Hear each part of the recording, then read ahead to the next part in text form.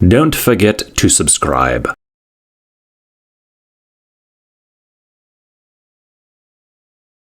மகிமையின் வாசல் சபை வழங்கும் மகிமையின் நேரம்.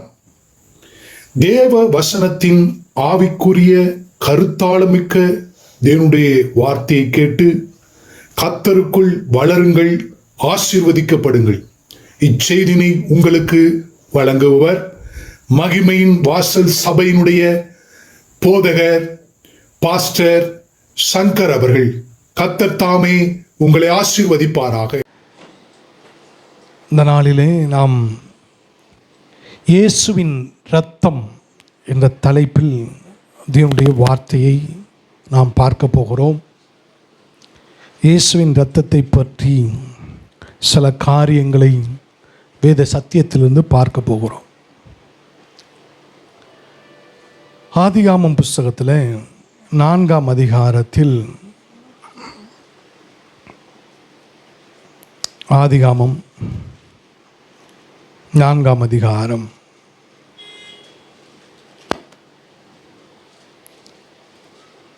ஆதிகாமம் 4ஆம் அதிகாரம் 2ஆம் வசனத்தினுடைய பின்பகுதியை வாசிக்கிறேன்.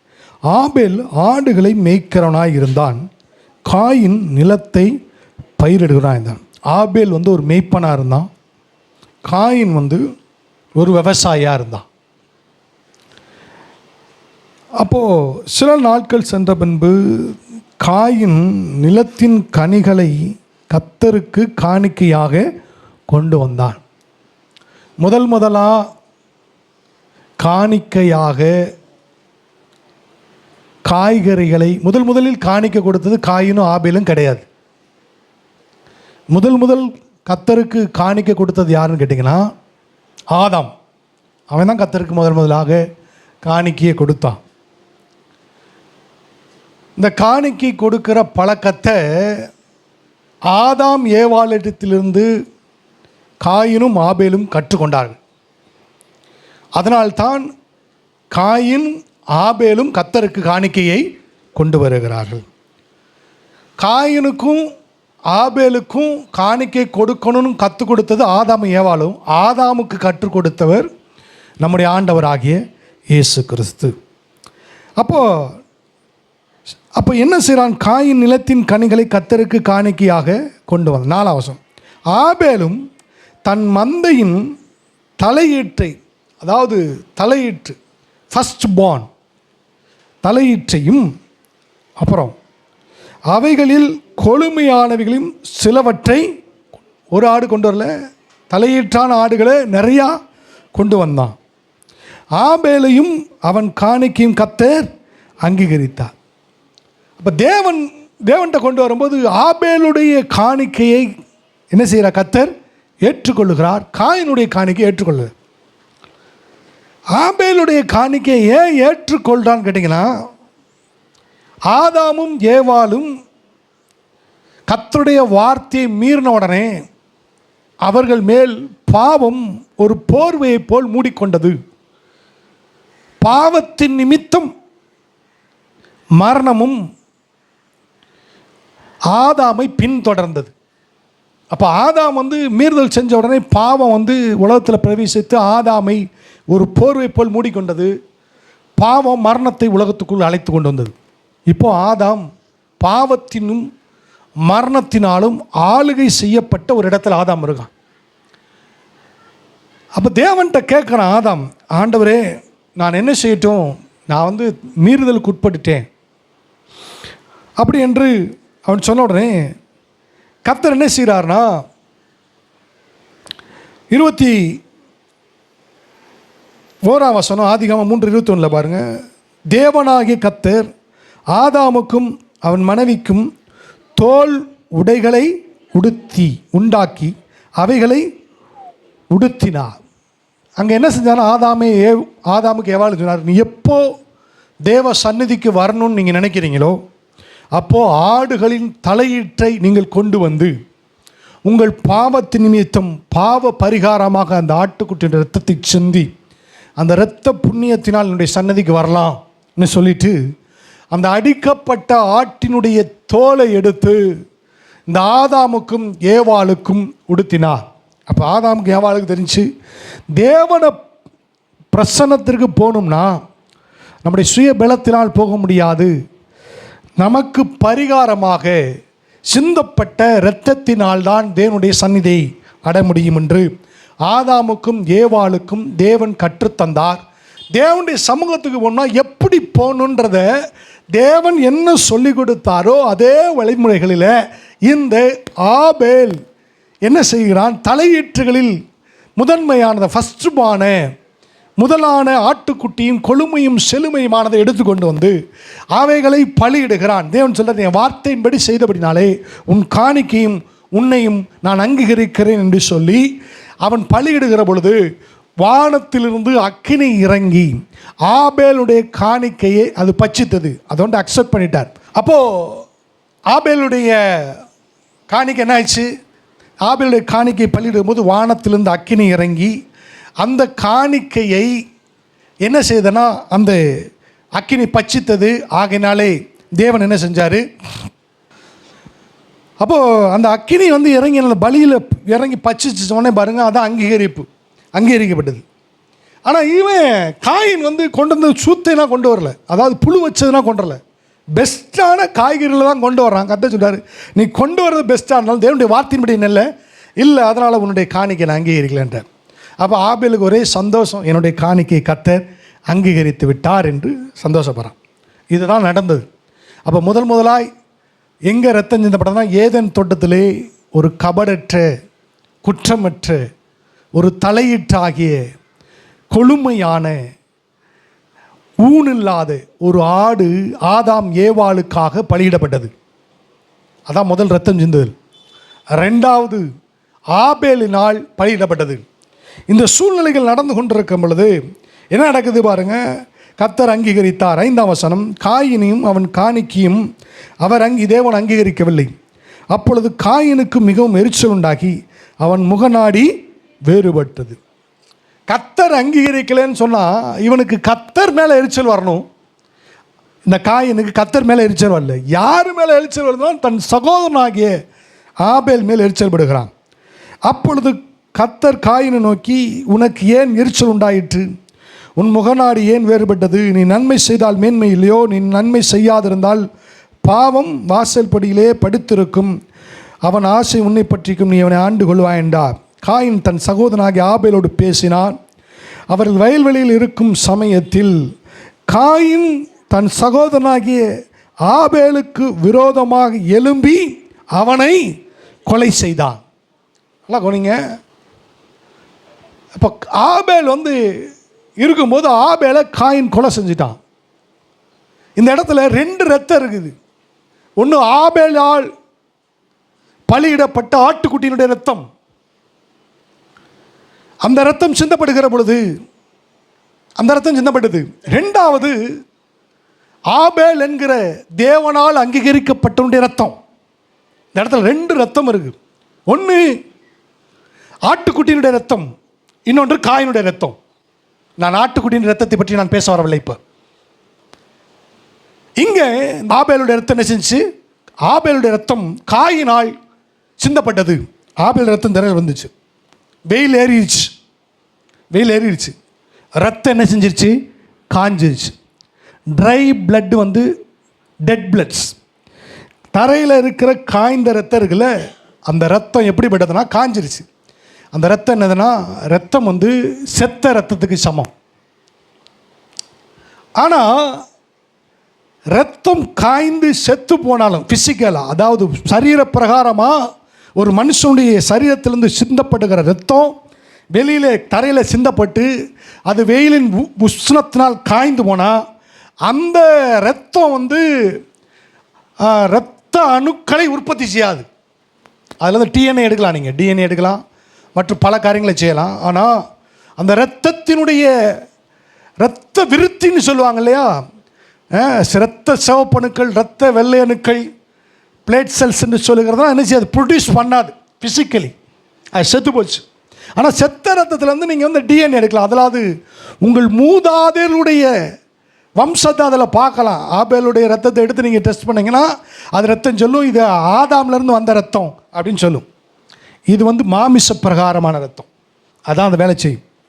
அப்போது இந்த ரத்தம் என்ன செய்தது? இந்த ரத்தத்தை இப்போ நம்ம ஸ்பிரிச்சுவலியாக பார்க்க போகிறோம். என்றைக்குமே தேவன் வந்து நம்மளை முதலாவது ஆவிக்குரிய ரீதியில் தான் நம்மளோடு கூட நாம் செழிக்கும்படி ஆவிக்குரிய காரியங்களை அவர் பேசுகிறார் என்பதை தெரிந்து கொள்ளுங்கள். காண்கிற இந்த உலகத்தை காட்டிலும் காணாத உலகம் ஆவிக்குரியவிலையும் வெரி பவர்ஃபுல். நான் சொல்லுகிற இந்த வார்த்தைகள் ஆவியாக இருக்கிறது. It is very powerful. Alleluia. கர்த்தருடைய வார்த்தை வல்லமை உள்ளதாக இருக்கிறது. அப்போ இந்த ஆவிக்குரிய ரீதியாக மாமிச பிரகாரமாக பார்த்தா அந்த ரத்தம் வந்து ட்ரை பிளட் இஸ் டெட் பிளட்ஸ், அதாவது காய்ந்த ரத்தம் செத்த ரத்தத்துக்கு சமம், செத்துருச்சு. இங்கே இந்த காயினுடைய ரத்தம் சிந்தப்பட்ட உடனே, அந்த ஆபேலுடைய ரத்தம் சிந்தப்பட்ட உடனே ஆபேலுடைய ரத்தத்தை என்ன செய்கிறாங்க பாருங்கள். கர்த்தர் சொல்கிறார் 9ஆம் வசனத்தில், கர்த்தர் காயினை நோக்கி, உன் சகோதரனாகிய ஆபேல் எங்கே? அதற்கு அவன், நான் அறியேன், என் சகோதரனுக்கு நான் காவலாளியோ என்றார். அதற்கு அவர், என்ன செய்தாய்? உன் சகோதரனுடைய இரத்தத்தின் சத்தம் பூமியிலிருந்து நினைக்கி கூப்பிடு. ரத்தம் சத்தமிடுகிறது, ரத்தம் பேசுகிறது. செத்த ரத்தம் ஸ்பிரிச்சுவலி அலைவா இருக்கு. இந்த பூமியிலே சிந்தப்பட்டிருக்கிற அத்தனை மனித இரத்தங்களுக்கும் ஒரு சத்தம் இருக்கிறது. அது நீதி உள்ள நியாயாதிபதியாக தேவனை நோக்கி நிச்சயிக்கிறது, கூப்பிடுகிறது, பேசுகிறது. தேவன் சொன்னார், இரத்தத்தின் உயிர் இருக்கிறது, இரத்தம் ஜீவனுக்கு சமானம்.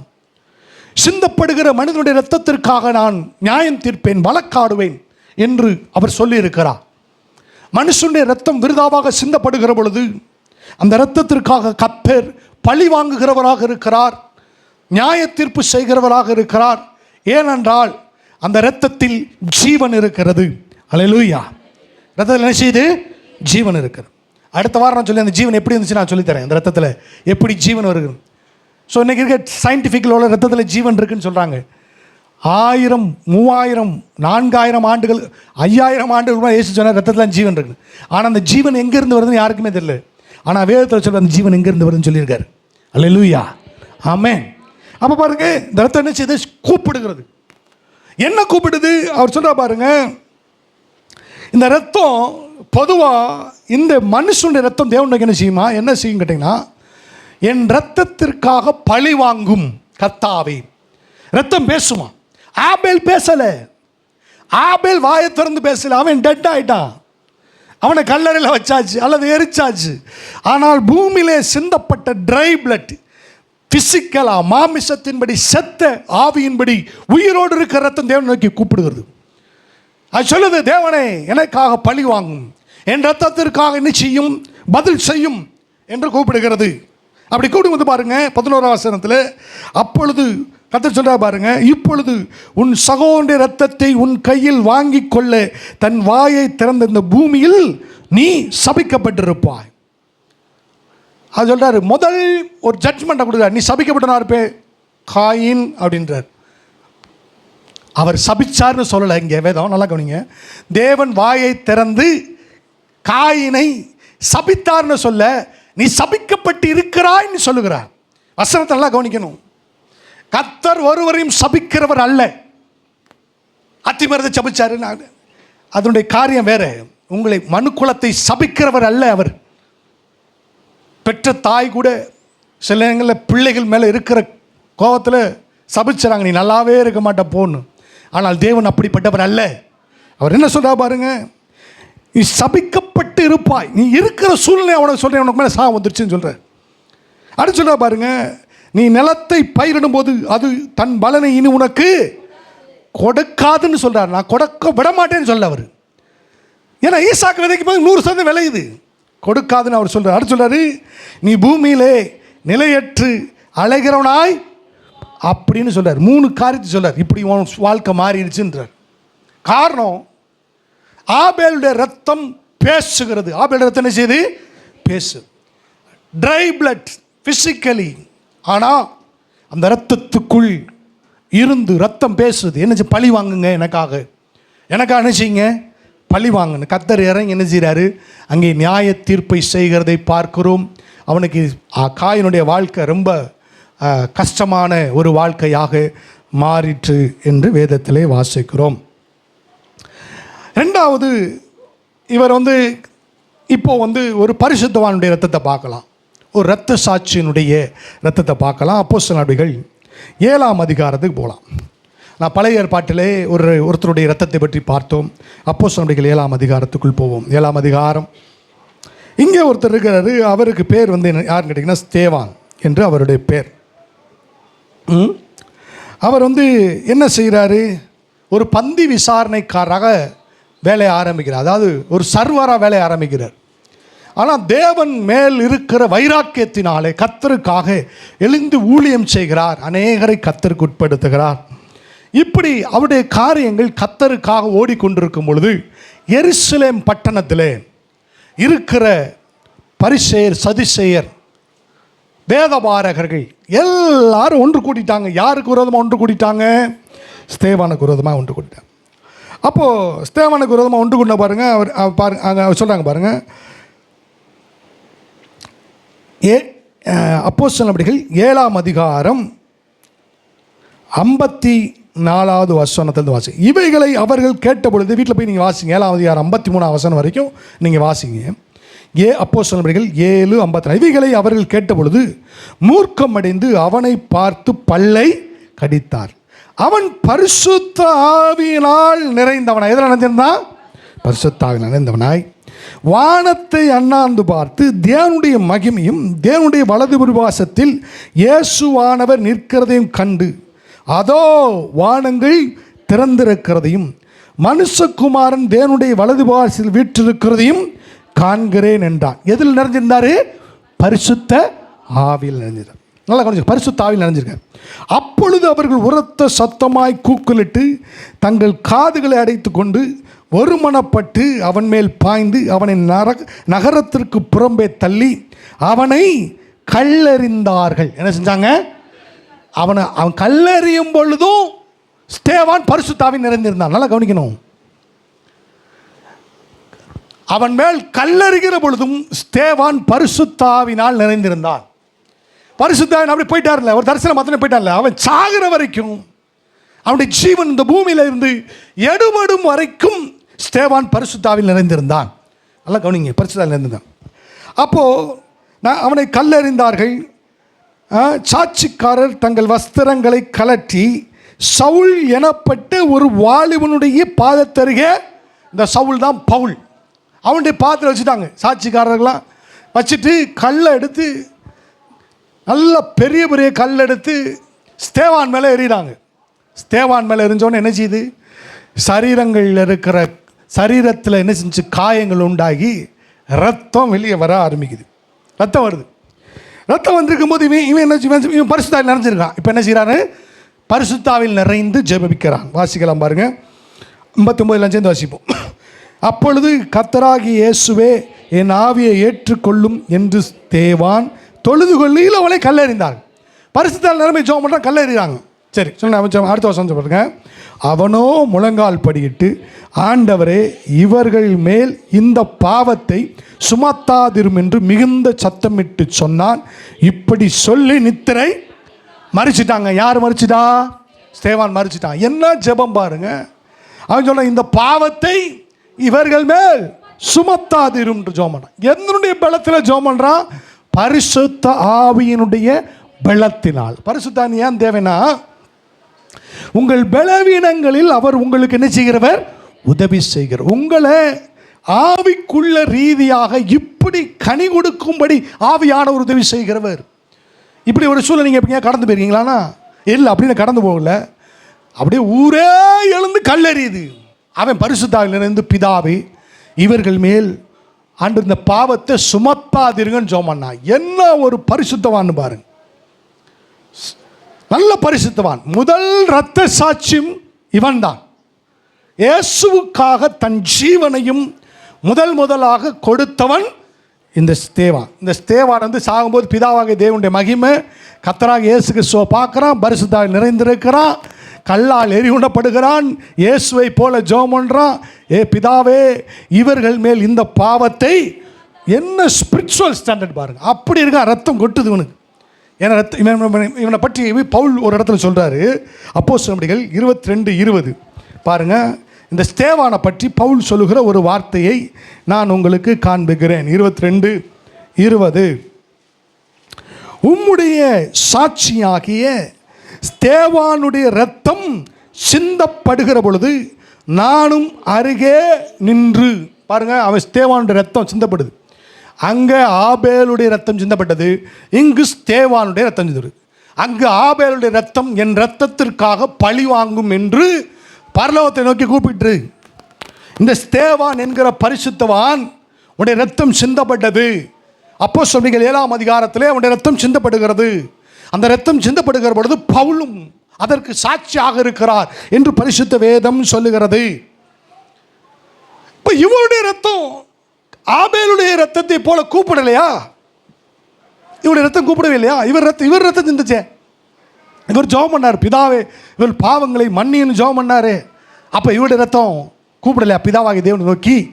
அப்படின்னா இவர் ரத்தத்தை எங்கே போய் தேடுறது? அங்கனாது அப்போஸ்தலர் நடவடிக்கைகளில் ஆதியாகமம் புத்தகம் 4ஆம் அதிகாரத்தில் வசனம் சொல்லிச்சு, ஆபேலுடைய ரத்தம் அவரை நோக்கி கூப்பிட்டுச்சுன்னு போட்டு. இவர் ரத்தத்தை நம்ம எங்கே போய் தேடுறது? எருசலேம் பட்டணத்தில் போய் இவர் ரத்தத்தை தேட முடியுமா? இவர் ரத்தம் என்ன செஞ்சிச்சுன்னே தெரியலையே. ஒருவேளை பிதாவே இவர்களுக்கு மன்னியும் என்று சொன்னது போல் அந்த ரத்தம் அப்படி அமைதியாக இருந்துருச்சோ அப்படின்னு நம்ம பார்க்க வேண்டியிருக்குது. ஆனால் அப்படி இல்லை. இவர் ரத்தத்தை தேடணும். இவர் ரத்தம் இருக்கிற இடத்த நான் கண்டுபிடிச்சேன். பைபிளில் அவர் ரத்தம் இருக்குது, நான் காண்பிக்க போகிறேன். நல்லா கவனிங்க. நம்மளுக்கு எவிடன்ஸை பார்க்கணும், தேவனுடைய சத்தியம்தான் ஆதாரம். அல்லேலூயா. அப்போ கட்ட ஆண்டவரை காமிங்க. சரி, அப்போது வேதத்துக்குள் அவருடைய ரத்தம் இருக்கப்பட்ட சிந்தப்பட்ட இடத்தை நான் காமிக்கிறேன். வாசிக்கலாம். வெளிப்படுத்தின விசேஷம் 9ஆம் அதிகாரம் 11வது வசனம்.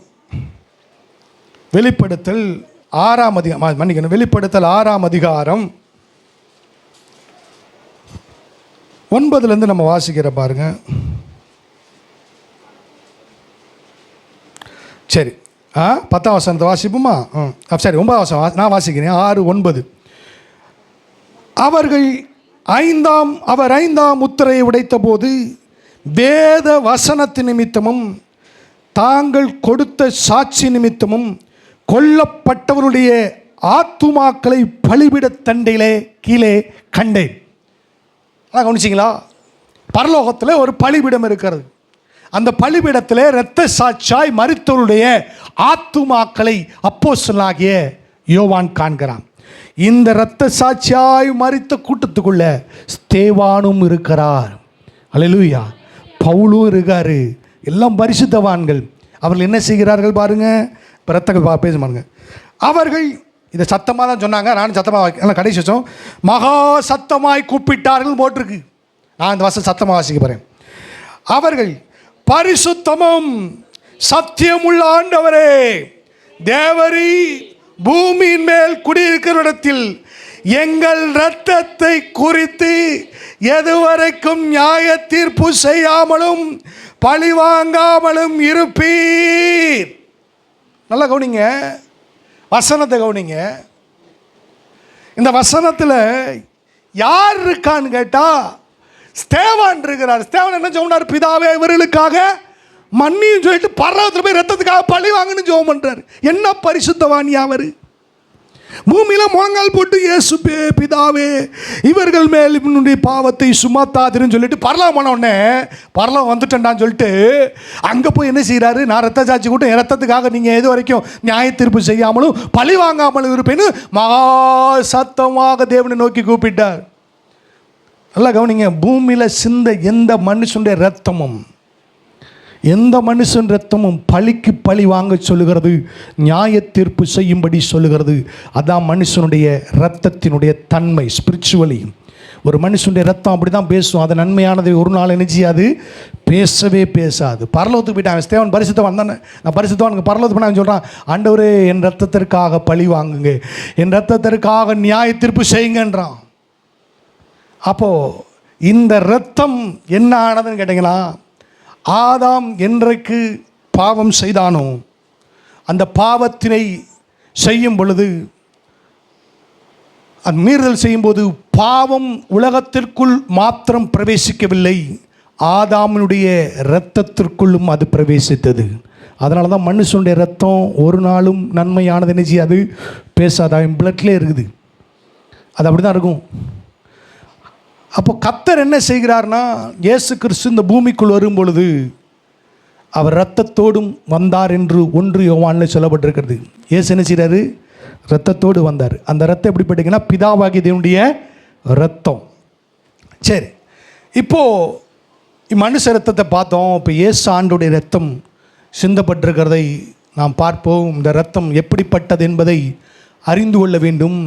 ஆவிக்குரிய காரியங்கள் எப்படி வேலை செய்கிறது என்றால், சத்தியங்களை அறிந்து கொண்டது போல் நாம் செயல்படும் பொழுதும் ஜெபிக்கும் போதும் அந்த இரத்தம் நமக்காக வேலை செய்கிறதாக இருக்கிறது.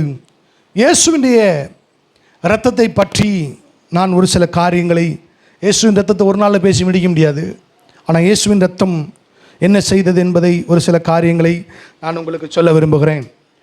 லூக்கா எழுதின சுவிசேஷ புஸ்தகம் 22ஆம் அதிகாரம் 44ஆம் வசனம்.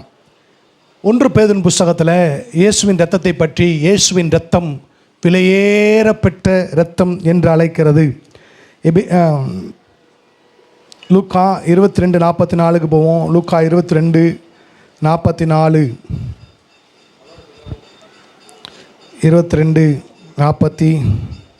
லூக்கா 22:44. இயேசு கிறிஸ்து கெத்செமனே தோட்டத்தில் ஜெபம் பண்ணுகிற ஜெபத்தை நீங்கள் இங்கே பார்க்கலாம். அப்பொழுது வானத்திலிருந்து ஒரு 44, அவர் மிகவும் வியாகுலப்பட்டு அதிக ஊக்கத்தோടെ ஜெபம் பண்ணினார். அவருடைய வேர்வைக்கு பதிலாக இரத்தத்தின் பெருந்துளிகள் தரையிலே விழுந்தது. அதை எப்படி வாசிக்க பாருங்க. அவர் மிகவும் வியாக்குலத்தோடு அதிக ஊக்கத்தோடே ஜெபம் பண்ணினார்.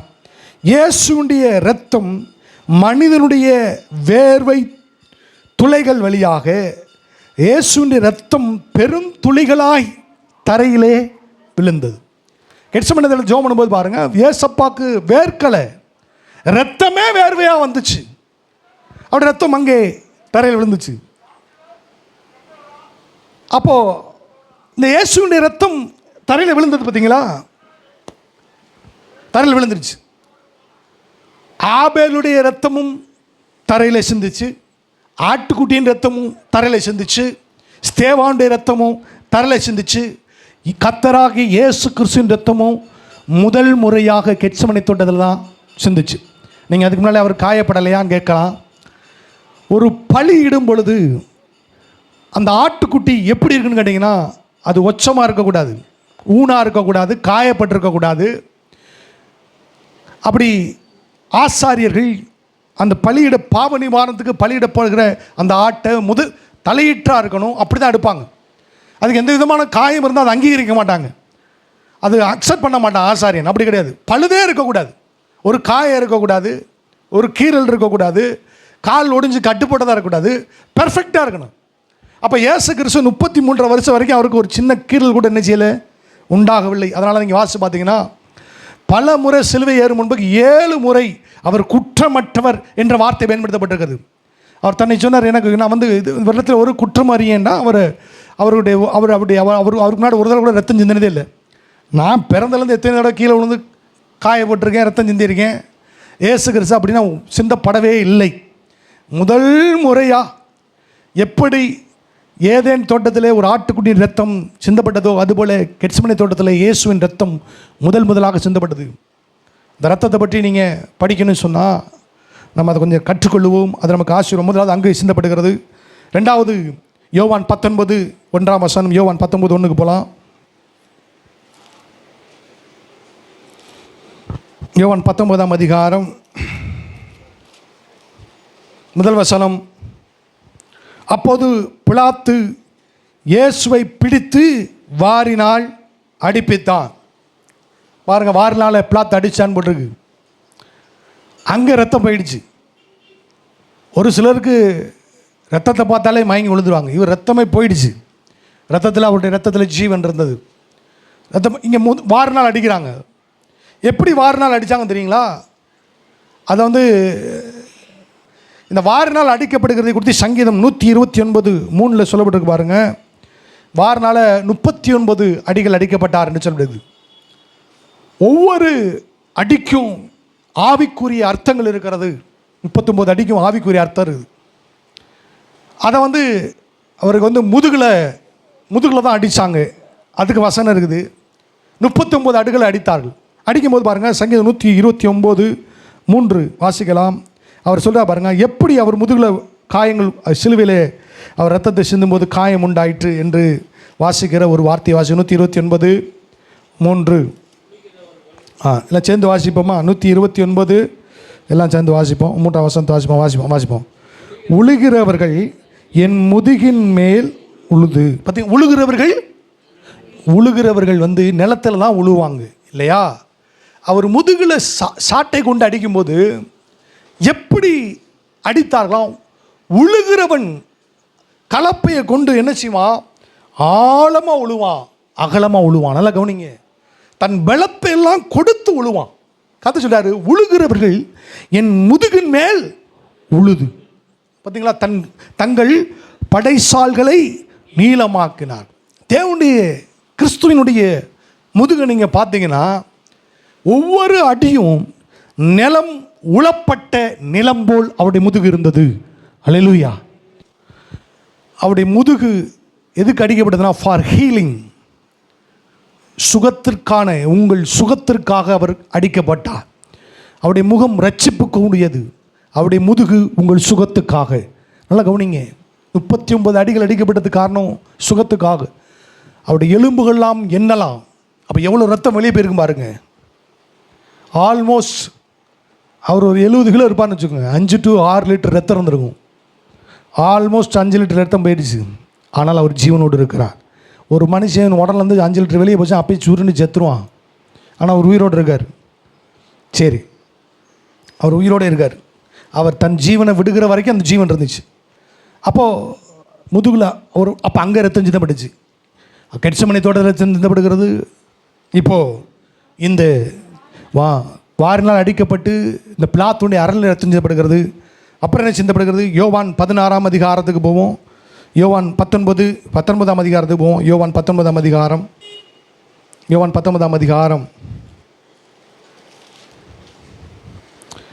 19:16. அப்போது அவரை சிலுவையில் அறையும்படி அவர்களிடத்தில் ஒப்பு கொடுத்தார்கள். அவர்கள் இயேசுவை பிடித்து கொண்டு போனார்கள். அவர் தம்முடைய சிலுவையை சுமந்து கொண்டு எபிரேய பாஷையிலே கொல்கதா என்று சொல்லப்பட்ட ஸ்தலத்திற்கு புறப்பட்டு போனார். அங்கே அவரை சிலுவையில் அறைந்தார். சிலுவையில் அறையப்பட்டார். அங்கேயும் சிலுவையிலும் ரத்தம் சிந்தினார் தேவன். கெட்சமனில் ரத்தம் சிந்தினார், பிளாத்துடைய அரண்மனை ரத்தம் சிந்தினார், அப்புறம் சிலுவையில் ரத்தம் சிந்தினார். இப்போ இயேசுடைய ரத்தம் சிந்தப்பட்டிருக்கிறது. இயேசுடைய ரத்தத்தை உங்கள் இடது கையில் நான் என்ன செய்ய போகிறேன் அப்படின்னா, கவனிங்க. நீங்கள் பைபிளை பார்க்க வேண்டாம், இங்கே கவனிங்க. பைபிள் பார்க்க வேண்டாம், இங்கே இடது கையில் நான் ஆபேலுடைய ரத்தத்தையும் இல்லை ஆபேலுடைய ரத்தத்தை உங்கள் கையில் தரேன் இடது கையில், அல்லது ஸ்தேவானுடைய ரத்தத்தை உங்கள் கையில் தர்றேன் இடது கையில். அது என்ன ரத்தம்னு கேட்டிங்கன்னா, காய்ந்த ரத்தம். அது செத்த ரத்தம். அந்த ரத்தம் தேவன் நோக்கி கூப்பிடுது. அந்த ரத்தத்தை உங்கள் கையில் தரேன். இந்த ரத்தம் உங்கள் கையிலேருந்து என்ன கூப்பிடுன்னு கேட்டிங்கன்னா, தேவனே இந்த இரத்தத்திற்காக பழி வாங்கும் நியாய தீர்ப்பு செய்யும் என்று சொல்லும். இப்போ உங்கள் வலது கையில் இயேசுவின் ரத்தத்தை தர்றேன். உங்கள் வலது கையில் இயேசுவினுடைய ரத்தம்.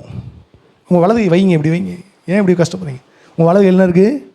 இயேசுவினுடைய ரத்தம் இருக்குது. இந்த ரத்தத்தை கொடுத்தா, இந்த ரத்தம் ஒரு மனுஷனுடைய சரீரத்திலேருந்து வெளியே வந்துட்டா என்ன செய்யும்? செத்துரும். என்ன செய்யும்? மரித்தேன், ஆனாலும் இதோ சதா காலங்களிலும் உயிரோடு இருக்கிறேன் என்று சொன்னார். அப்போ இந்த ரத்தம் என்னன்னு கேட்டுங்க, ஆபேல் அல்லது ஸ்தேவான் அவங்களே செத்துட்டாங்க. அது செத்தவர்களுடைய ரத்தம். Dry blood is a dead blood. Dry blood செத்த சம்மந்த். ஆனால் இயேசு சொன்னார், மரித்தேன் ஆனாலும் சதா காலங்களிலும் உயிரோடு இருக்கு என்று சொன்னார். அந்த ரத்தம் என்ன கேட்டிங்கன்னா, அந்த ரத்தம் இன்றைக்கும் உயிரோடு இருக்கிறது. ஹல்லேலூயா, ஆமென். இதை நிரூபிக்கணுமா போதுமா? அப்போ எல்லாருக்கும் என்ன பாருங்கள், வசனமே போதுமானது. ஆனால் உலகத்தில் இருக்க சிலவங்களுக்கு என்ன செய்யப்படுது? அப்போ அந்த ரத்தம் எப்படிப்பட்டதுன்னு பாருங்கள். இடது கையில் இருக்கிற ட்ரை பிளட், அது காய்ந்த ரத்தம். இயேசுவின் ரத்தம் சரீரப்பிரகாரமும் இன்றைக்கு உயிரோடு இருக்கிறது. நல்லா கருங்க. ஏன்னா அது உயிருள்ள இயேசு மரித்தேன் ஆனாலும் சதா காலங்களிலும் உயிரோடு இருக்கிறேன் என்று சொன்னவருடைய ரத்தம். நான் சொல்கிறேன், இந்த கால வேளைகளில் இயேசுவின் ரத்தம் இன்றைக்கும் உயிரோடு இருக்கிறது. ஆமென். அந்த ரத்தம் பாருங்கள், ஆண்டவர் சொல்கிறார், இப்போ அந்த ரத்தம் என்ன செய்யனா, இந்த ரத்தம் என்ன செய்கின்றதை நான் உங்களுக்கு இப்போ தான் இந்த ரத்தத்தை பற்றி நான் சில காரியங்கள் நம்ம பார்க்குறோம் பாருங்கள். அப்போது லேவியராகவும் இயேசு சொன்னார், மரித்தேன் ஆனாலும் சதா காலங்களிலும் உயிரோடு இருக்குது. அப்போ அந்த ரத்தம் உயிரோடு தான் இருக்குது. ஏசப்பா ரத்தம் என்ன செய்யுது? உயிரோடு இருக்கிறது. ஆனால் யாருடைய ரத்தம் போல் கிடையாதுன்னா, ஆபேலுடைய ரத்தம் போல், ஸ்தேவானுடைய ரத்தம் போல் கிடையாது.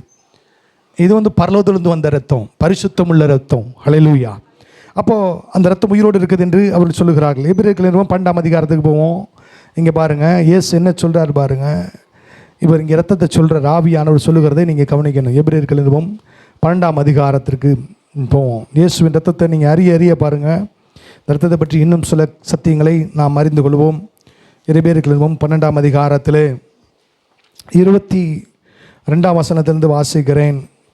எபிரேயர் 12:22 நீங்களோ சீயோன் மலையினிடத்திற்கும் ஜீவனுள்ள தேவனுடைய நகரமாகிய பரம எருசலேமிடத்திற்கும் 1000-10,000 தேவதூதர்களிடத்திற்கும் பரலோகத்தில் பேர் எழுதியிருக்கிற முதற் பேரானவர்களின் சர்வ சங்கமாகிய சபையினிடத்திற்கும் யாவருக்கும் நியாயாதிபதியாக தேவனிடத்திற்கும் பூர்ணமாக்கப்பட்ட நீதிமான்களுடைய ஆவிகளிடத்திற்கும் புது உடன்படிக்கையின் மத்தியஸ்தராயிருக்கிற இயேசுவினிடத்திற்கும் ஆபேலுடைய இரத்தம் பேசினதை பார்க்கிலும் நன்மையானவைகளை பேசுகிற இரத்தமாகிய தெளிக்கப்படும் இரத்தத்தினிடத்திற்கும் வந்து சேர்ந்து பாருங்கள். இயேசுவின் இரத்தம் நம்ம மேலே தெளிக்கப்பட்டது என்று, தெளிக்கப்படும் இரத்தம் என்று பார்த்தோம் இல்லையா? இரத்தம் என்ன செய்து ஒரு மனுஷன் வந்து பார்த்து அந்த நன்மையானதை பேசு. இயேசுவின் ரத்தம் என்ன செய்து? நன்மையானதை பேசுகிறோம். இயேசுவின் ரத்தம், மற்ற ரத்தம்லாம் பழி வாங்குங்க, நியாயம் தீருங்கன்னு பேசுனா, இயேசுவின் ரத்தம் என்ன செய்து? நன்மைகளை பேசுகிறது. நன்மையானது மட்டும் நன்மைகளை மட்டும் நன்மையானவைகளை பேசுகிற இரத்தமாகிய தெளிக்கப்படும் இயேசுவின் இரத்தத்திற்கும் வந்து சேர்ந்தீர்கள். ஒரு பாவியான மனுஷன், பாவம் என்கிற போர்வை மூடப்பட்டிருக்கிற மனுஷன், அவனுடைய ஆவி, அவனுடைய இரத்தத்தில் மரணம் குடிகொண்டிருக்கிற ஒரு மனுஷன் இயேசுவிடத்தில் வந்து, ஆண்டவரே நீர் என் பாவத்திற்காக சிலுவையில் இரத்தம் சிந்தினீர், அடக்கம் பண்ணப்பட்டி 3ஆம் நாள் உயிரோடு எழுந்தீர் என்று நான் விசுவாசிக்கிறேன். உம்முடைய இரத்தத்தினால் என்னை பாவங்களற கழுவுன்னு சொல்லும்போது, பாவன்றது ஒரு பிசாசு. அது என்ன செஞ்சுக்கினா மூடி இருக்குது. இந்த பாவ பிசாசு மரண பிசாசை வலிச்சு கூப்பிடுது. அப்போ கூப்பிடும்போது பாருங்கள், இப்படி தான் இருக்குது மனுஷன் வாழ்க்கையில். அவன் விரும்புகிறானோ விரும்பலையோ, பாவ பிசாசு அவனை பிடிச்சிருக்குது. மரண பிசாசு, இந்த பாவ பிசாசு இயேசுவின் நாமத்தில் போகாது. அதுக்கு என்ன செஞ்சால் போகுன்றீங்கன்னா, இயேசுவினுடைய, நீங்கள் போய் இயேசுவே நீர் எனக்காக ரத்தம் சிந்தி இருக்கிறீர், நீ என் பாவத்துக்காக மரித்திருக்கிறீர், அடக்கம் பண்ணப்பட்டீர், 3ஆம் நாள் உயிரோடு எழுந்திருக்கிறீர், என் பாவங்களை கழுவுன்னு சொன்ன உடனே அந்த புதிய உடன்படிக்கையின் மத்தியஸ்தராக இருக்கிற இயேசு, இது உங்கள் பாவ மன்னிப்பு உண்டாகும்படி சித்தப்படுகிற புது உடன்படிக்கையின் ரத்தமாக இருக்கிறது என்று அந்த ரத்தத்தை எடுத்து ஒரு தெளிப்பார் பாருங்க. அந்த ரத்தம் வந்து உங்கள் உச்சந்தலையில் சொட்டுன்னு விழுந்த உடனே இந்த பாவ பிசாசு உங்களை விட்டு போயிடும். ஹல்லேலூயா. அதான் நன்மை. நல்லா கவனிங்க. அந்த பாவ பிசாசு என்ன செஞ்சிருது? போயிருது. இந்த ரத்தம் வந்து என்ன செய்யுது? உங்கள் தலையில் விழுந்தாலும் பாவ பிசாசு பண்ணு உங்களை சுற்றி ஒரு அக்கினி பந்து சூழ்ந்து கொள்ளுகிறது. கர்த்தர் சொல்றாரு, உன்னை பாவ பிசாசு சூழ்ந்திருந்தது, இப்பொழுது உன்னை தெளிக்கப்பட்ட ஆண்டவராகிய இயேசு கிறிஸ்துவின் ரத்தம் உன்னை சூழ பாளையம் இறங்கி இருக்கிறது. ஆமென். இதான் நடந்திருக்குது பாருங்க. அப்போ இந்த ரத்தம், நான் சொல்றேன், எல்லாருடைய தலையின் மேலும் இயேசுவின் ரத்தம் இருக்கிறது. ஆமென். நீங்கள் கேட்கலாம், ஆபேலுடைய ரத்தம் பேசுச்சுல, என் தலைமையில் இருக்கிற ரத்தம் என்ன பேசும்? நான் சொல்கிறேன், அது எப்பொழுது நீங்கள் வாயை திறக்கிறதுக்கு முன்னாடி உங்களுக்காக அது நன்மையானவைகளை பேசுகிறது. அல்லேலூயா. அது உன் தலையிலேருந்து நன்மையானது பேசிக்கிட்டே இருக்கும். நீங்கள் வாயை திறக்கலாம் கூட இந்த ரத்தம் நன்மையானதை பிதாவை நோக்கி பேசும். எப்படி ரத்தம் தேவனை கூப்பிட்டதோ அதுபோல உங்கள் தலையில் மேல் சிந்தப்பட்ட இயேசு கிறிஸ்துவாகிய நம்முடைய இரட்சகருடைய ரத்தம் நன்மையானதை தேவனை நோக்கி இரவும் பகலும் பேசுகிறது. அப்படின்னு சொல்லப்படி பாருங்க. தெளிக்கப்பட்ட ஆபேலுடைய ரத்தம் பேசினதை பார்க்கும் நன்மையான பேசுகிற தெளிக்கப்பட்ட ரத்தத்தினருக்கும் வந்து சேர்ந்தீர்கள்னா நீங்கள் ஸ்பிரிச்சுவலாக சொல்கிறேன், உங்கள் தலையை மேலே இயேசுவை ஆண்டவராக ஏற்றுக்கொண்டு இயேசு மாத்திரம் தான் என் வாழ்வில் ஜீவனாக இருக்காருன்னு அவரை பின்பற்றினீங்கன்னா உங்கள் உச்சந்தலையில் ஆண்டவராகிய இயேசு கிறிஸ்துவின் இரத்தம் நன்மையானதை பேசுகிறது. ஹல்லேலூயா. உங்கள் தலையிலேருந்து நன்மையானதை பேசுது. நான் ஒரு காரியத்தை காண்பிக்கிறேன். இந்த ரத்தம் என்ன நன்மை பேசும், ஒரே ஒரு காரியத்தை காண்பித்து நான் முடிக்க விரும்புகிறேன். நாம் கர்த்தருக்கு சித்தமானால் பின் நாட்கள் அதை பார்க்கலாம். ரோமர்கள் 5ஆம் அதிகாரம் 12ஆம் வசனத்துக்கு போவோம். ரோமர்கள் 5ஆம் அதிகாரம் 12ஆம் வசனம். நல்லா கவனிங்க. ரோமர் 5:12.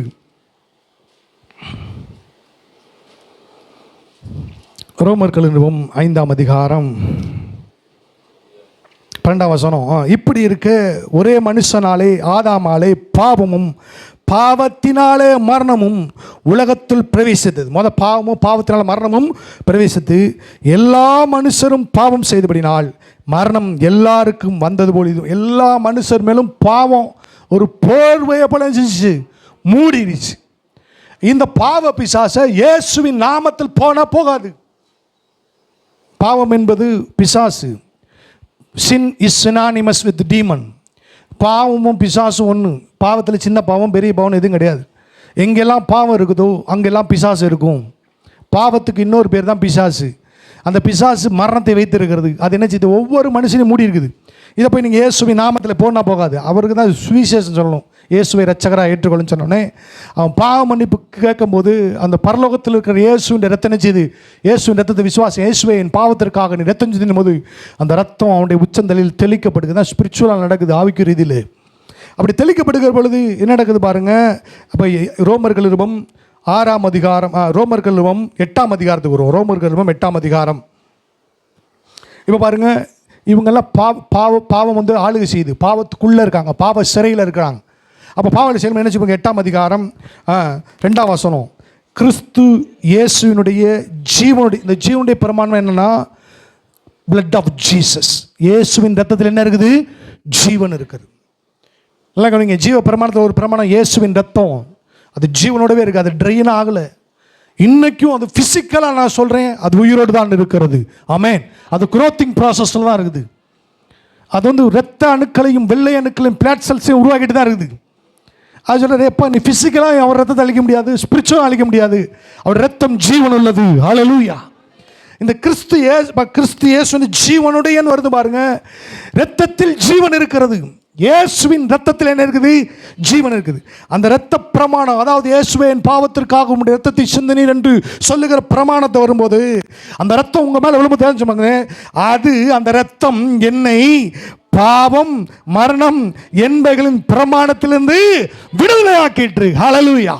ரத்தம் வந்து பாவம் போயிடுச்சு, மரணம் போயிடுச்சு. ஆமாம். இப்போ கதை சொல்கிறாரு, எப்பா நீ மீட்கப்பட்டது உனக்கு தெரியுமா? இயேசுவின் ரத்தத்தினாலே மீட்கப்பட்டிருக்கு. போன உடனே இந்த ரத்தம் உங்களை வச்சு ஒரு ஃபயர் பால் மூடி இருக்கு பாருங்க.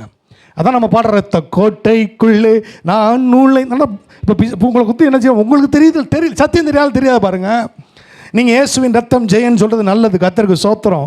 நீங்கள் சொல்கிறதுக்கு முன்னாடி உங்கள் தலைமையில் இருக்க அர்த்தம் சொல்லுவோம், இயேசுவின் ரத்தம் ஜெயம். நீங்கள்லாம் பிசாசை பார்த்தோன்னே ஐயோ பிசாசுன்னுவீங்க. ஆனால் உண்மை என்ன தெரியுமா? உங்களை பார்த்தா பிசாசா ஐயோன்னு கத்துவான்.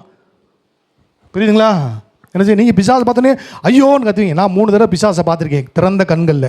சில கிரிகளை பார்த்துருக்கிறேன் 3 தடவை ஓப்பன் ஆகல. இந்த பிசானில் பார்த்துருக்கலாம். ஆனால் நீங்கள் ஒரு நாளைக்கு நிறைய பிசாசுகளை பார்க்குறீங்கன்னு நினைக்கிறேன். நான் வசனத்தை தான் பார்க்குறேன்.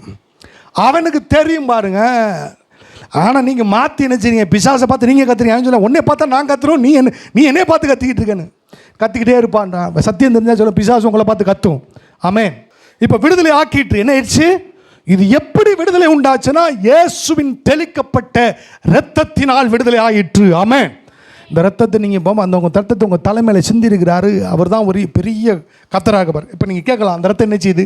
இந்த ரத்தம் தலையில் உட்காந்துட்டு பேசுது. என்ன பேசுது நான் காமிக்கிறேன் பாருங்கள். ரோமர்கள் 6ஆம் அதிகாரம் நல்ல நன்மையானது பேசுன நிறைய பேசுது. 6:22 இப்பொழுது நீங்கள் பாவத்திலிருந்து விடுதலையாக்கப்பட்டு என்ன சொன்னீங்க? எப்படி விடுதலையானீங்க? இயேசுவின் இரத்த ஜீவனுள்ள இரத்த பிரமாணத்தினாலே. விழுந்த உடனே பாருங்க அந்த ரத்தத்துக்கு தான் போகுது. இந்த பாவ பிசாசு இருக்கு பாருங்க, ரத்தத்தை தான் போகும். ரத்தம் விழுந்தா கண்ட பிசாசு பாவ பிசாசு ஓடிடும். ரெண்டாவது அந்த மரண பிசாசோடு, அதனால் சொல்ல இயேசுவின் ரத்தம் உங்களோட ஜீவனுக்கு நேரம் நினைச்சிது நடத்துறது. இந்த மற்ற பிசாசை நீங்கள் லூசிபரே இயேசுவின் நாமத்தில் போன்னு சொன்னால் போகும்.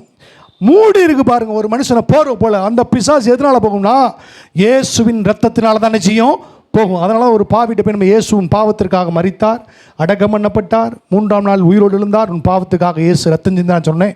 அவன் அதை விசுவாசிக்கிறான். விசுவாசம் ரத்தம் வேலை செய்ய ஆரம்பிக்குது. ரத்தம் அவன் தலையில் விழுகுது, அவன் பாவம் என்ன செய்யுது போயிடுது பாருங்க. அப்போ சொல்ல பாருங்க, இப்பொழுது 22 வாசி, இப்பொழுது சொல்லுங்க, இப்பொழுது நான் சொல்லுங்க, இப்பொழுது நான் பாவத்திலிருந்து விடுதலையாக்கப்பட்டு தேவனுக்கு அடிமைகளானாலே பரிசுத்தமாகுதல் எனக்கு கிடைக்கும் பலன். ஹல்லேலூயா. பாவின்னு சொல்லிட்டு இருந்துச்சு பாருங்க, பாவி. இப்போ ரத்தம் அந்த ரத்தம் சொல்லுது இவன் பரிசுத்தவான் என்று சொல்லுகிறது. ஹல்லேலூயா. இதான் பலன். நீங்கள் ஒவ்வொரு நிருபத்தி வாசிக்க பரிசுத்தவான்களுக்கு எழுதுகிறதாவது, பாவியாய் இருந்த உங்களை இயேசுவின் ரத்தம் பரிசுத்தவானாய் பரிசுத்தவாட்டியாய் மாற்றி இருக்கிறது. ஆமென். அப்போ ரத்தம் சொல்லுது என்ன, இன்னுமே இவன் பாவின்னு சொல்லாதப்பா, ரத்தம் சொல்லுது இவன் பரிசுத்தவான், இவன் பரிசுத்தவாட்டி, இவன் பரிசுத்தவான், இவன் பரிசுத்த. நீங்கள் பரிசுத்தவானம் பரிசுத்தவாட்டியாகும் இயேசுவின் ரத்தத்தினால் மாற்றப்பட்டிருக்கிறீர்கள். ஆமென். அடுத்து சொல்றா பாருங்க, பரிசுத்தமாகுதல் உங்களுக்கு கிடைக்கும் பலன். அது ஒரு ரிவார்டுன்றார். முடிவு என்னது? நித்திய ஜீவன். ரத்தம் வந்த உடனே பாருங்க, பாவத்தை தள்ளிட்டு பரிசுத்தத்தை கொடுத்து அந்த பரிசுத்தத்தின் முடிவாய் நித்திய ஜீவனை தருகிறது. ஆமென். ஹல்லேலூயா. நான் ஒன்று கவனிக்க பாருங்க, இந்த ரத்தம் இல்லாமல் நீங்கள் பரலத்துக்கு போக முடியாது. ஏன் ரத்தத்தை உங்கள் தலையில் தெளிக்க பரலம் போக முடியாது பாருங்க. ஏன் சொல்கிறேன் அப்படின்னா பாருங்க, அடிக்கடி நான் பரலத்துக்கு போயிட்டு வருவேன் பைபிள் மூலமாக வாசிக்கலாம் பாருங்க. இப்போ நான் அப்பா ரத்தம் இப்படி வேலை செஞ்சுருக்கு, இந்த ரத்தம் உங்கள் மேலே இந்த பரிசுத்தவான்னு சொல்லுது. எப்பா பரிசுத்தவான், நீ பரிசுத்தவான், ரத்தத்தின் சத்தத்தை கேட்கணும். இப்போ ஆபேலுடைய ரத்தத்தை கையில் வச்சுக்கோங்க, இயேசுவின் ரத்தத்தை, இயேசு ரத்தத்தை சொல்லுவோம், அப்பா நீ பரிசுத்தவான், உனக்கு கிடைக்கிறதுக்கு பலன் பரிசுத்தம், உன்னுடைய முடிவு நித்திய ஜீவன், பரிசுத்தம் நித்திய ஜீவன், பரிசுத்தம் நித்திய ஜீவன். இது உங்கள் தலைமையிலேருந்து பேசிக்கிட்டே இருக்குது. ஹல்லேலூயா. பாருங்க, இப்போ இப்போ பாருங்க, இன்னொரு ரத்தம் தெளிக்கப்பட்டு, நீங்கள் ரத்தம் தெளிக்கப்பட்டவர்கள் தானே. எத்தனை பேருக்கு ரத்தம் தெளிக்கப்பட்டிருக்கிறது? ஹல்லேலூயா. வசனத்தின் மூலமாக. இப்போ பாருங்க, வெளிப்படுத்தின சுவிசேஷம் போவோம். 7ஆம் அதிகாரம் 9ஆம் வசனத்தில் 17ஆம் வசனம் வரைக்கும் இருக்குது. ரைட்டுங்களா? அப்போ நான் 10ஆம் வசனத்தில் வந்து வாசிக்கிறேன். 10ஆம் வசனம், இது பரலோகத்தில் உண்டாக சத்தம். அவர்கள் மகா சத்தமிட்டு ரட்சிப்பின் மகிமை சிங்காசனத்தின் மேல் ஏற்றிருக்கிற எங்கள் தேவனுக்கும் ஆட்டுக்குட்டியானவருக்கு உண்டாவதாக என்று ஆர்ப்பரித்தார்கள். அப்போ என்ன சொன்னாங்க? 9ஆம் வசனத்தை வாசிக்கிறது தான் கரெக்ட். இவைகளுக்கு பின்பு நான் பார்த்தபோது இதோ சகல ஜாதிகளிலும் கோத்திரங்களிலும் ஜனங்களிலும் பாஷைக்காரர்கள் வந்ததும் ஒருவனும் எண்ணக்கூடாதவன திரளான கூட்டமாக ஜனங்கள், நிறைய ஜனங்கள் பரலோகத்தில் இருக்காங்க. ஹல்லேலூயா. நான் சொல்லி நிறைய கூட்டமான ஜனங்கள். அவங்க என்ன செய்றாங்க? வெள்ளை அங்கிகளை தரித்து தங்கள் கைகளிலே குறித்தோலை பிடித்து கொண்டு சிங்காசனத்திற்கு முன்பாகவும் ஆட்டுக்குட்டியானுக்கு முன்பாக நிற்க கண்டேன். அவர்கள் மகா சத்தமிட்டு ரட்சிப்பின் மகிமை சிங்காசனத்தில் மேற்றிருக்கிற எங்கள் தேவனுக்கும் ஆட்டுக்குட்டியானவருக்கும் உண்டாவதாக என்று ஆர்ப்பரித்தார்கள். ஹல்லேலூயா. ஒரு பெரிய சத்தம் பரலோகத்தில் உண்டாயிருக்கிறது. அங்கே திரளான ஜனங்கள் இருக்கிறார்கள். நான் விசுவாசிக்கிறேன், அந்த திரளான ஜனங்களிலே நானும் ஒருவன். நீங்கள் விசுவாசி, நீங்கள் சொல்லிக்கோங்க. ஹல்லேலூயா. பாருங்கள், இந்த பரலோக சிந்தை வந்துருச்சுன்னா நான் சொல்கிறேன், உங்களுக்கு உங்கள் வாழ்க்கையே மாறிடும். ஆமென். கனி கொடுக்குற வாழ்க்கை வரும் பாருங்க.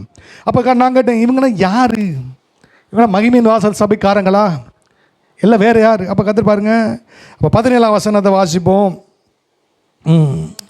அதில் இல்லை 14ஆம் வசனம். அதற்கு நான், ஆண்டவனே இது உமக்கே தெரியும் என்றேன். அப்பொழுது அவன், இவர்கள் மிகுந்த உபத்திரத்தில், இந்த கூட்டத்தில் கொஞ்சம் உபத்திரத்தில் வந்தவங்க வந்தாங்க, இவர்கள் தங்கள் அங்கிகளை ஆட்டுக்குட்டியானுடைய இரத்தத்திலே தோய்த்து வெளுத்தவர்கள். ஹல்லேலூயா. ரத்தம் இல்லாமல் நீங்கள் பரலோகம் கூட போக முடியாது. யார் பரலோகத்தை போய் ஆராதிக்கிறாங்க கேட்டா, இதில் வந்து கடைசி உபத்திர காலத்துக்கும் சேர்ந்துக்கிறாங்க, எல்லாம் சேர்ந்து ஆராதிக்கிறாங்க. யார் இப்போ உள்ள வர முடியும்? நான் சொன்னாங்க, யாரெல்லாம் இயேசுவின் இரத்தத்தினால் தன் வஸ்திரத்தை தோய்த்து வெளுக்கிற போல இயேசுவின் இரத்தத்தினால் மூடப்பட்டிருக்கிறார்களோ அவங்க மட்டும் தான் உள்ள வர முடியுன்றாரு. ஹல்லேலூயா. அதான் சொல்ல நித்திய ஜீவன். நான் சொன்னேன், இயேசுவின் ரத்தம் என்ன செய்யுன்னு கேட்டிங்கன்னா, இங்கே நன்மையானதை பேசுகிறது மாத்திரமல்ல, அந்த ரத்தம் உங்கள் பரலோகத்திற்கும் கொண்டு போய் சேர்க்கிறது. ஆமென். நீங்கள் அமைதியாக தேவ சமுத்திரம் இயேசுவின் ரத்தம் என்ன பேசுன்னு சத்தம் கேட்டிங்கன்னா அந்த சொல்லும், இவர்கள் பரிசுத்தவான், இவருடைய பலன் பரிசுத்தம், உடைய முடிவு நித்திய ஜீவன், கர்த்தரை ஆராதிக்க தெரிந்து கொள்ளப்பட்டவர்கள். ஹல்லேலூயா. உங்கள் தலைமையில் ரத்தம் இருக்குதுங்க. நீங்கள் ஆவிக்குரிய கண்கள் திறந்தால் தான் பார்ப்பேன்னு சொல்லி வசனத்தின் மூலமாக நம்பணும். ஆமே. அப்போ நான் சொல்கிற இந்த சத்தியங்கள்லாம் பாருங்கள். நீங்கள் பரலோகம் போகும்போது கர்த்தர் சொல்லுவார், இந்த சத்தியம்னா உண்மை தான், இந்த நான் வார்த்தை கொடுத்துருக்குறேன், இந்த பார்த்தீங்கன்னா உண்மை தான், உங்கள் தலைமையில் ரத்தம் இருந்தது உண்மை தான், அது நன்மையானதை பேசிட்டு என்று கர்த்தர் சொல்லுவார். ஆமே. நல்லா கவனிங்க. ஆகையினாலே உங்களுடைய உச்சந்தலையில் கர்த்தராகிய இயேசு கிறிஸ்துவினுடைய ரத்தம் இருக்கிறது. ஆமே. அல்லேலூயா. அப்போ நீங்கள் இன்னொரு காரியத்தை நாம் 1 பேதுரு புத்தகத்துக்கு போவோம் பாருங்கள். 1 பேதுரு 1:18-19. உங்கள் முன்னோர்களால் பாரம்பரியமாய் நீங்கள் அனுசரித்து வந்த வீணான நடக்கின்று அழிவுள்ள வஸ்துகளாகிய வெள்ளினாலும் பொன்னினாலும் மீட்கப்படாமல், மீட்புன்றது அந்த பாவத்திலிருந்து மீட்டாது, அது எப்படி மீட்கப்படாமல் குற்றமில்லாத மாசற்ற ஆட்டுக்குட்டியாக கிறிஸ்துவின் விலையேறப்பட்ட இரத்தத்தினால் மீட்கப்பட்டில் என்று அறிந்திருக்கல. அந்த விலையேறப்பட்டது அதாவது அதற்கு பிரைஸ்லெஸ், அந்த விலையில்லாத ரத்தம் உங்கள் தலைமையில் இருக்குது. நான் சொல்கிறேன், நீங்கள் விலையேறப்பெற்றவர்கள். அல்லேலூயா. ஆமென். ஆகையால் இந்த காலவேளை சொல்கிறேன், இந்த இயேசுவின் ரத்தம் உங்களை நிரப்பட்டும். இந்த இயேசுவின் ரத்தத்தை நீங்கள் விசுவாசியுங்கள், அறிக்கை செய்யுங்கள். இந்த ரத்தம் உங்களுக்காக நன்மையானவர்களை பேசும், உங்களை பரலோகத்திற்கு கொண்டு போச்சு. Don't forget to subscribe.